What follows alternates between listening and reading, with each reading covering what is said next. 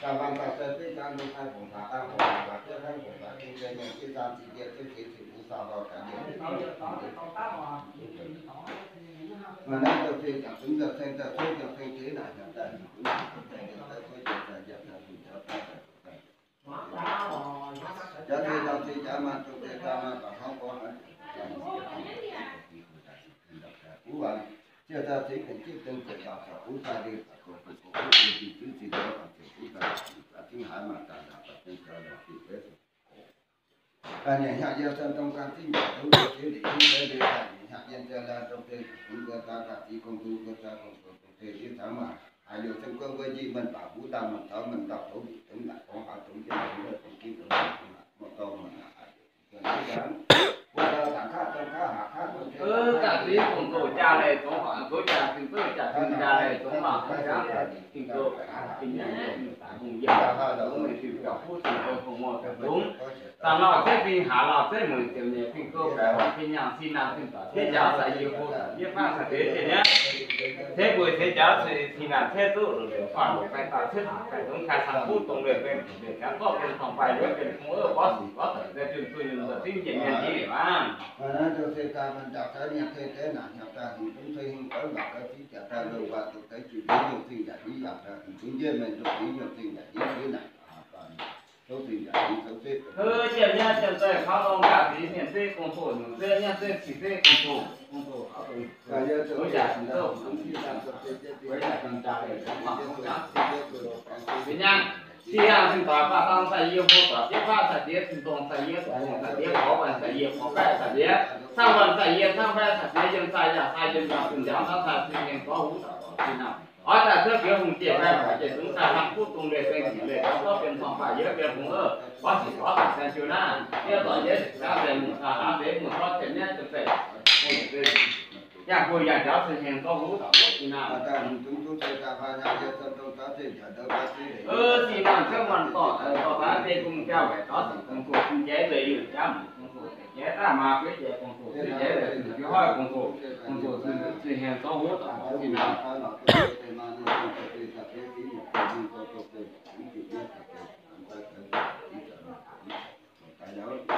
à giờ trong sau họ phát triển cái điện thì vừa bằng chúng ta mình tạo cái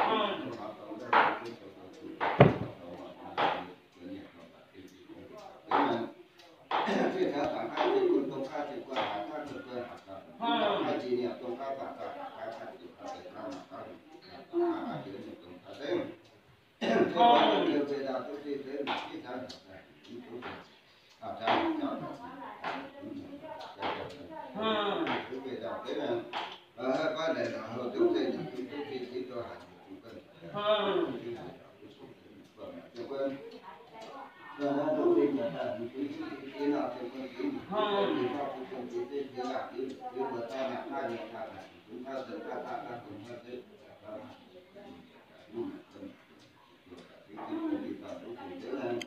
cái tao bây giờ có thứ phải phải bữa ta thì chưa về được vậy điều là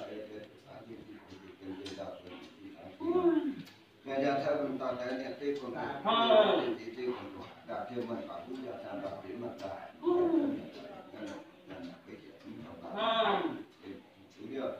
tôi đi thật về hạt thì chân thì chỉ ông ta phải đi tiêu được tiêu học cho nên tiêu cả phải cho phải đi tiêu là như cái trang nó phải hạt cái phát cho cái mình cái những cái trái của hạt đã của hạt cái phát tiêu hạt cái phát vừa đầu ta tới phần chú cho cây là chúng ta thiết kế chi tiết thiết kế cho cây cá điều tra ra chúng ta xem cho thấy là cái gì nào chúng ta mà ta đã đặt ra giờ sẽ trong các chi tiết là chúng ta thấy là nó ta sẽ làm ra một ta cùng chúng ta cùng có hai đứa ta chỉ mình cái đó vừa là cái cơ hội của chúng ta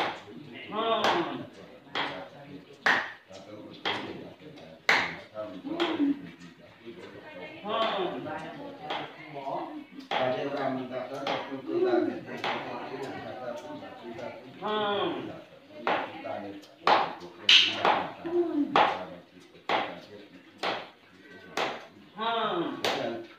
là để giá ra mình giá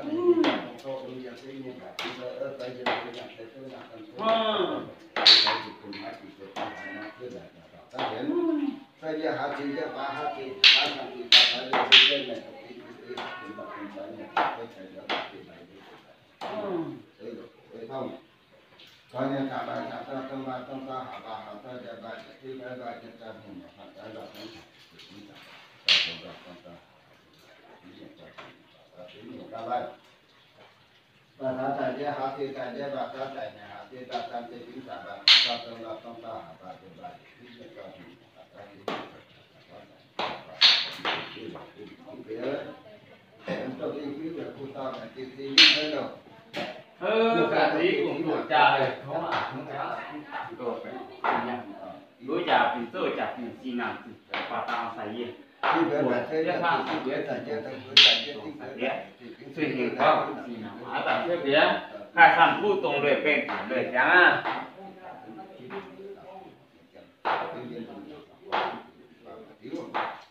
thì giờ phát cũng sẽ tạo không thì về chúng ta đâu có cái cái giờ buổi sẽ có sự thì bình thường là cái mặt cũng cứ được cái thì đi ra được thì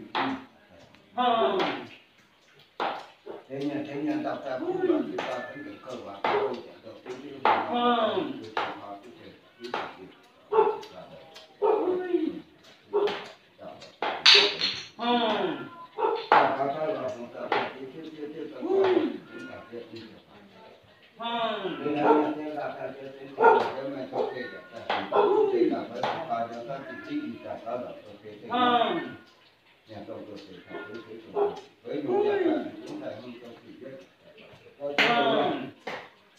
chúng ta là cái nhà tôi cũng để tôi chỉ tôi cả hơi quá rồi tôi tôi cũng tại ra mà câu mà nhà hàng tôi là cũng tôi coi nhà tôi đã tôi chỉ tôi cả hàng ở đây nếu mà tôi hạ tôi tôi ngặt tôi coi không tôi coi tôi để sống cũng là tôi chỉ cần bảo hộ anh Son lên sớm lên sâu một tí đang nhà này lên sâu một tí bước sang lên sâu một tí lại cảnh đẹp hơn thì có mỗi một tí nhìn chắn tí nhiều phải lên một nửa này đẹp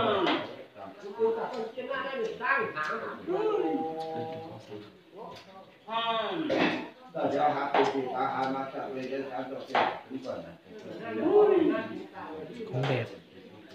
anh mà tiến thêm hai bước nữa này rất hay đúng không? Ở xong cái này xong rồi bảo anh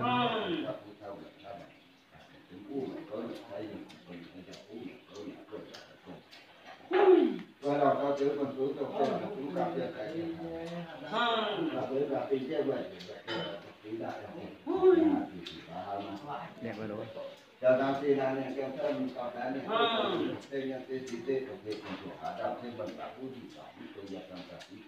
Mình lại quyết là cho ông tôi cái mũ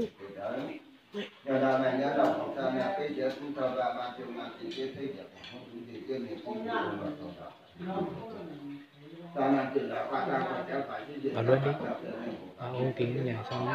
đổi thêm tí 2 bước nữa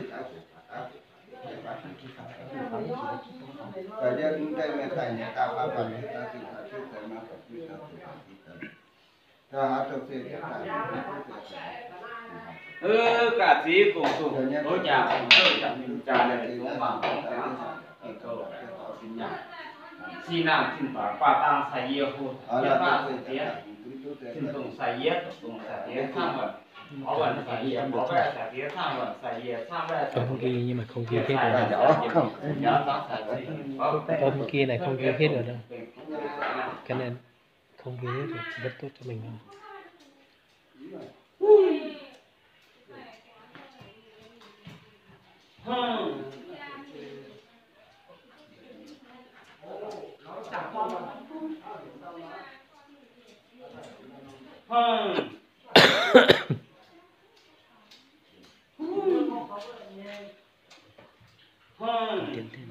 tiến thêm một chút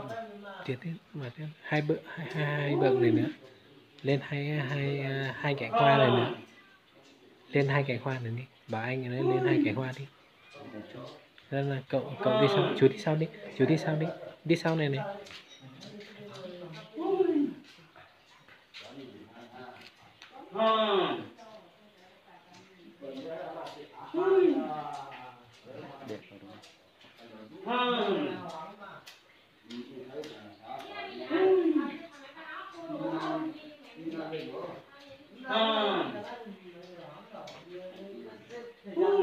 Đấy, đẹp.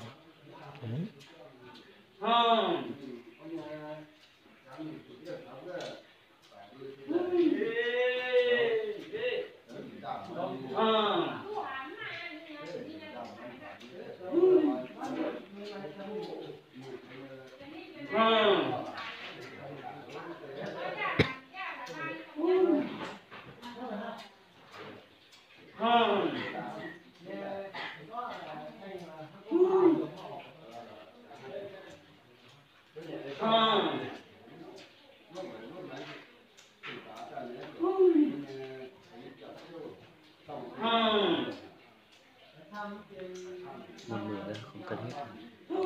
Lấy hết đoạn này, không ai lấy hết đoạn này. Cái cả tất cả dụng cụ ấy, còn một nửa thôi. Còn đây chỉ Không kiêm được, phải chờ, có thế chứ.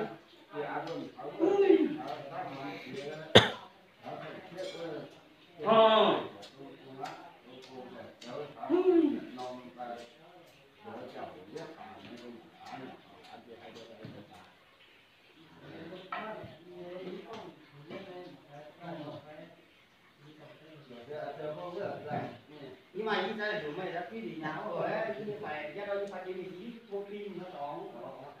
về nó tổng có gì mà này có gì mà phải của mày cả trí cùng chủ cố trả cùng tôi trả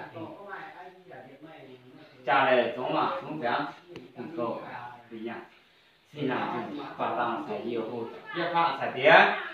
xin tông sai ye tổ tông sai tía tham vận sai ye tham vẽ sai tía có vận sai ye có vẽ sai tía chưa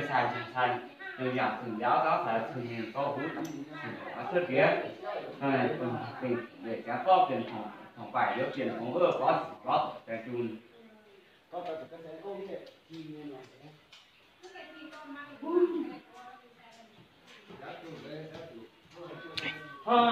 Đẹp thật. Và điệu nhảy rất là đẹp.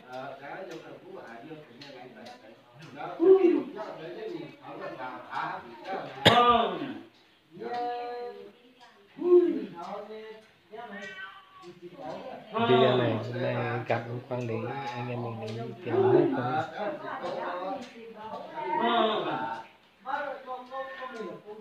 Mình đánh quên rất là dựng đứng. Nếu mà dựng đứng mình không vượt 2 cái cột. Quên. Bây giờ mà dựng cái này hỏng hết video. xong cái này thôi. Xong cái này thôi. Còn đang nói về cái kia nữa, không dùng hai cái kia nữa, lồng xeng xì ruồi này. Nếu mà con kia đang chờ thì cứ đi trước đi. Con kia đang chờ thì cứ đi trước đi. Nếu mà con kia đang chờ thì cứ đi trước đi. Chờ con kia đang chờ. Anh em mình đi về thôi, đi về xong rồi còn xe Đúng rồi. xe Ok. mọi người sáng mai là đi sớm này, hoặc là đi muộn với bàn với lại Nhưng mà đội kia đã xuống không? Thấy chưa? không biết được, người xe của đội kia là ở dưới này hay trước kia? Ở dưới này, cái bê tông ấy chưa xuống. Anh em mình trong kia làm bài lon nó chờ ấy. Ok. Tưởng làm gì, làm bài lon này anh nhận ngay.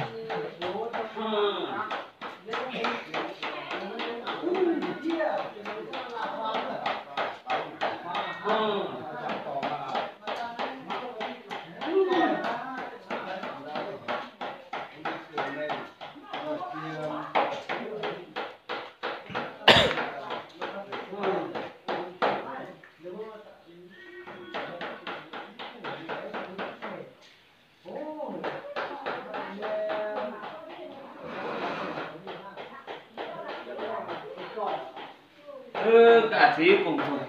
Chuẩn Tôi trả bàn thì thờ tôi tiền trả lại cái không mà. tượng kia treo kìa. Lùi lại xin chút làm xíu, thì lùi lại. quả tăng thôi biết là sải yết cùng sải yết tham mình sải yết tham vẽ có vậy sải yết có vậy lên góc kia lấy đây cầm mặt thì nào ở tại thế kia cho tiền phòng bài yếu tiền cũng có tiền chu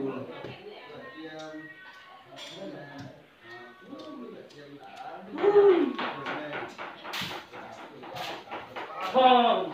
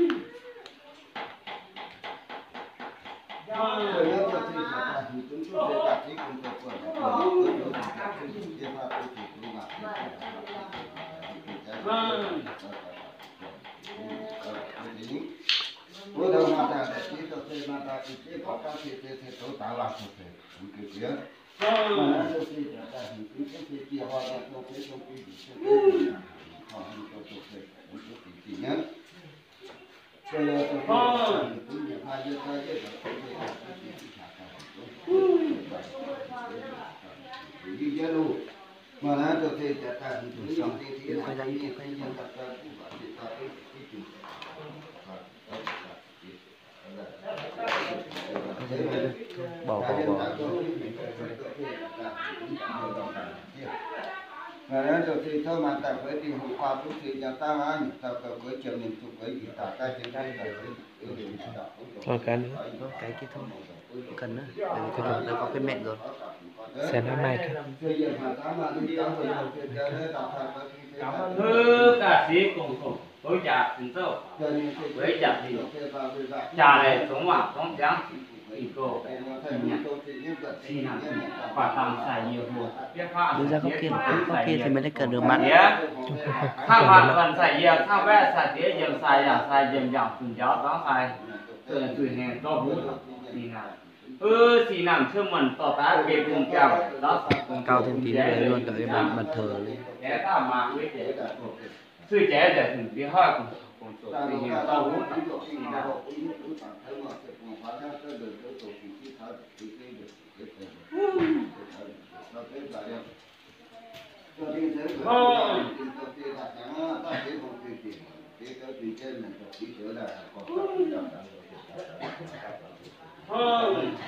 khi ta biết thế mà ta là tôi thích hơn khi mà ta thấy những người về ta tôi chỉ cái là cái làm sao họ đi được cái gì thấy thấy là tôi làm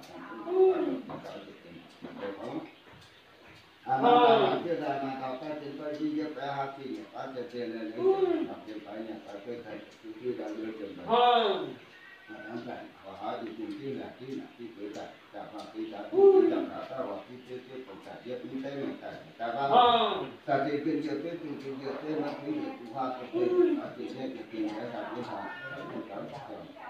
mà chẳng có cái gì mà ta chỉ cả cái thế